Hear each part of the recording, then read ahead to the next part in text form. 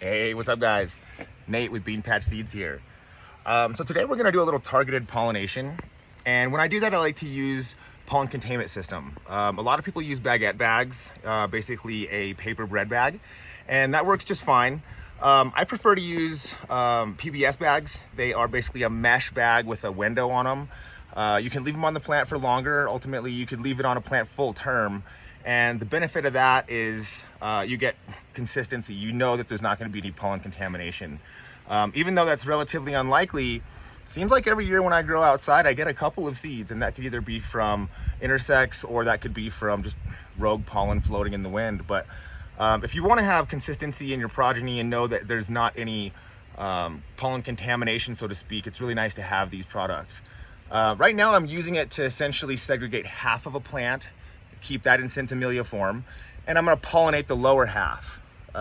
You could do this with a bread bag essentially, but what like I said, one of the best parts about these pollen containment systems is I can leave it on for a while. It breathes, and yeah, it's just a really nice way to go. Let me give you a shot of what I did.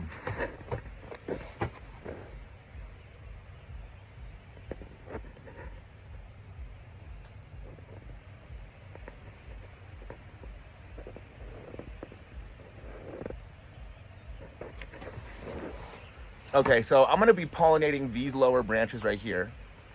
And on either plant, I'm gonna pollinate this lower section. These bags are essentially gonna keep pollen off of this upper portion, and that'll allow me to have that portion in sensimilia form. I can use that for lab testing and stuff like that. So PBS has these bags in different sizes, and they work pretty well. But yeah, that's kind of one of the techniques that we use. There's quite a few different ways to do isolated pollination, and you can definitely use just you know, a paintbrush and paint it on, and for the most part that works just fine. This is just taking it to another step.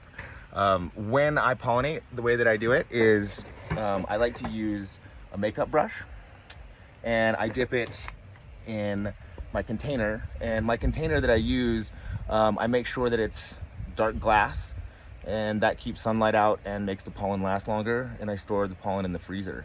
But essentially I just dip the makeup brush into the jar and just dust the lowers like that, and it works really well. Have a good one, y'all.